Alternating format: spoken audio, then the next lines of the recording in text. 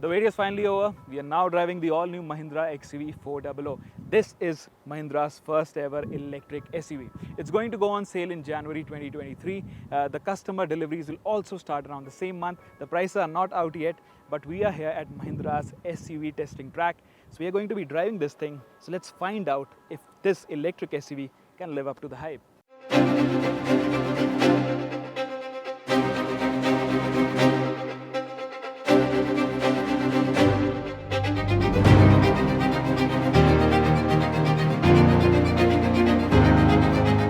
Now, no prize for guessing. This is of course based on the XUV300, but this is an electric car.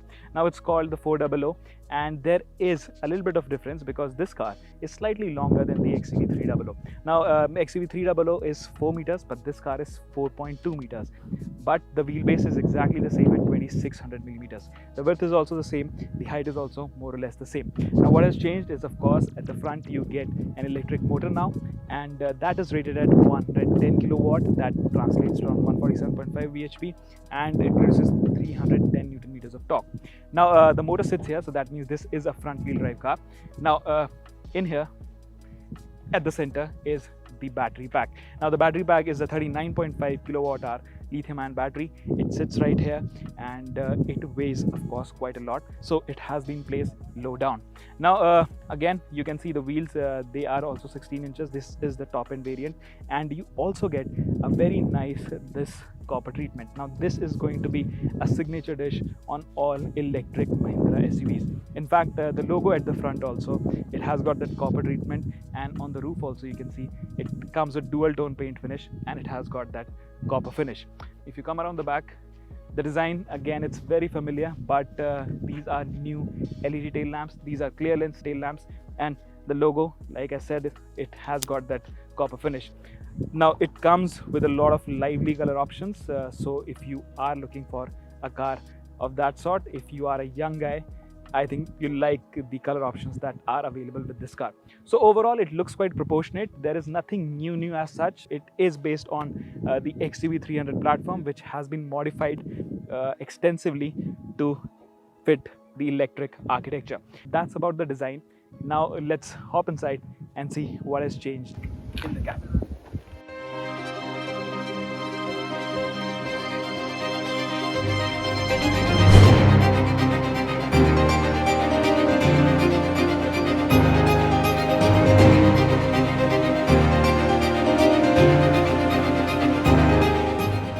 Now the interior is a familiar place because this is again based on the XUV300, but it has been refined and revamped thoroughly.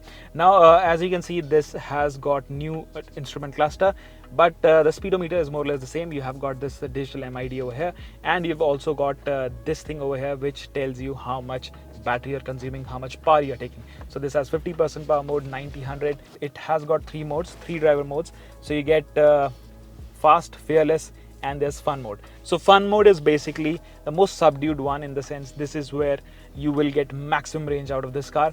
Fast mode is sort of fast, it is quite sprightly, but fearless mode is where all the power is unleashed. So we'll talk about that in detail later once we get to drive this car. In terms of features and equipment, of course, it is quite decently kitted out. You have got the same 7-inch touchscreen that you see in the Thar as well as the Scorpio, the new Scorpio. It comes with Android Auto and Apple CarPlay connectivity. That's wired, not wireless. And the interior, you have this nice piano black finish over here. And again, this copper treatment is back because this is an electric car, on the volume control as well as the aircon control. That's about it. The buttons are all familiar. The quality looks slightly better, but there are still hard plastics all over. And even on the steering wheel, you can see the paint quality is not that great. The paint is sort of dripping, and the finish is not that great, but you have got this leather wrapped steering wheel. It looks quite cool, and there is also this new gear lever, which is quite a nice touch. It looks quite upmarket and clean. Practicality wise, of course, this is a nice cabin. You've got these storage bins around here. You can put your knickknacks over there. The AC vents are big. It also comes with these copper treatment, and the seats, well, they are perforated but not ventilated like how you see in the Tata Nexon EV. In terms of features and equipment, of course, this is the top end variant. It comes with 6 airbags as well. There are rear disc brakes as well. So it is quite nicely packaged. You also get this sunroof, which is part of the kit. So overall, in terms of premiumness, in terms of luxury, this is a decently kitted out cabin. But yeah, the quality at many places, there are a lot of hard plastics, so you can make that out. It is going to be a 20 lakh rupee car, so you might feel that it's not up there yet. Now, apart from this, it is a very spacious cabin. You sit here quite comfortably. Like I said earlier, it is a wide car, so you can sit here comfortably. Even the rear seat is quite comfortable. 3 passengers can sit in comfort. There is no transmission hump as such, so third passenger can also sit quite comfortably. The seats are larger. The seat squab has got a lot of support. You've got good under thigh support, so it is overall a very practical car. Now, as for the boot space, this car has a big boot which is of 418 liters. So that's again because of the size. This car is stretched in the sense it is 4.2 meters, so those 200 extra millimeters that you get, that shows in the boot space. So overall, this is the top end variant. You get all the bells and whistles here, so that is the thing with this car. But there are going to be lower variants which are going to be slightly less expensive. It comes with a 12-volt socket as well, but the USB port is the regular one. It's not USB type C. I think more and more manufacturers are now switching to type C because that is going to be the future. So this might not work in the future. This might be obsolete by the time this car comes out, and this is something that you will notice because today the cable that I am carrying, it is also C type. So yes, in the future, because this car comes out next year, so I think this could have been changed, or there should have been that type C port here. But again, that's a very minor nickel. Now the steering wheel, what it doesn't get is it can't be adjusted for reach. Brake is available, but reach is not available. So that's a missing feature because that is offered with the XUV300. These are some of the things that are missing. I think they shouldn't have been. There is also no auto dimming mirror. This is your regular mirror. So day night mirror, it's going to be all manual functionality. So considering this is an expensive car, there are some features that you might miss. But overall, it is a very practical cabin and you get all the features that you will require or need on a day-to-day basis.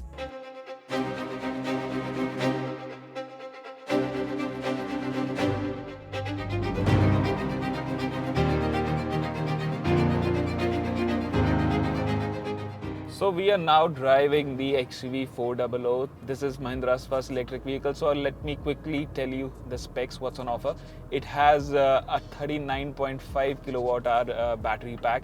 It produces 110 kilowatt, which translates to around 147.5 bhp, and it produces 310 newton meters of torque. That is a lot of power and torque on offer. And on the go, it definitely feels like that because this is an electric car. Mahindra claims that it can do 0 to 100 in 8.3 seconds, and it actually does that. I mean, today we didn't get to record the time, but yes, it does feel quite sprightly once you push that throttle pedal. Now it comes with 3 modes. It has fun, fast and fearless. So fearless is where all the power is unleashed, and that's when you get full performance out of this car. So we drove this car at Mahindra's high-speed test track, where the claimed top speed of this car is 150 kilometers per hour, and it does it quite effortlessly. Actually, this car did 160 kilometers per hour speedo indicated. Now that was in fearless mode, but if you drive it in other modes, the speed is limited to 120 kilometers per hour, I think fast mode, and in fun mode it's limited to 95, and the throttle response is quite subdued in those modes. Other than that, well, of course, the high speed stability is phenomenal. The only thing that you have to be a little cautious about is the steering. It has got good heft. It is hefty at high speeds, but because the nose is so light, it definitely feels a little lifeless, and of course there's decent feedback from the steering wheel, but at high speeds you do feel that it is a little lifeless in that sense. It's not because of the steering, I think because there's not a lot of weight. The whole engine has been removed from the front end, so it just gets a motor up front. It is a front wheel drive car still, but yeah, there's not a lot of weight, so it has that sort of lightness. It also turns quite quickly as compared to your XUV300. It is quite agile in that sense, and to be frank, we didn't get to drive it too much today because we had limited time, but around the racetrack there are some high speed corners and it could take them quite confidently. Dynamics department, yes, it is a good car. It feels quite light on its feet. The only thing is the tires, well, they kind of run out of grip quite soon, and you start to understeer as soon as you just hit that gas pedal. So that's the thing, but again, it's a mass market car. You can't expect it to corner like a sports car. So on that front also, I think it is quite nice. Like, you can hear the tires squealing. So that's what happens with this car. As soon as, if mid corner you press the throttle pedal, it's going to just understeer and the tires start squirming and screeching. So that's one of the flaws of an electric car, because the power delivery is just instantaneous. It's just like an on-off switch. So it is quite sprightly in that matter. Now the ride quality is also quite good. I'm surprised, because usually electric cars, they do feel a little stiff. The ride is always jittery, but this thing, of course, we are driving on very smooth roads, but over these undulations, over speed breakers, it is quite absorbent, and it doesn't feel like there's a compromise on that front. Of course, we'll have to drive it in real world conditions to see how it operates on our road conditions. But first impressions were very, very positive. Now, if there's one thing that I'm not quite impressed with, is the brake pedal feel, because it is a little inconsistent, and it has got region modes. But even then, I think the brakes, they could have been better, because they do feel a little inconsistent at times. And yeah, because this car is also quite fast, so you want that braking performance, you want that braking confidence. So I thought my first impressions when I was driving at the track at high speeds, when I had to brake, I didn't quite have the sort of confidence that I'd want in a car like this. So these are our first driving impressions. So hopefully we'll be getting the car very soon to drive on our roads, a real world test. So let's see, we'll drive it in the real world conditions and see if this can live up to the hype that Mahindra has created already. First impressions, well, yes, it definitely feels like a very well engineered product for its segment, and considering this is going to be a C segment product, it's going to sit between Nexon and ZS EV. So it is, I think, right up to the standards which have been created by those two cars.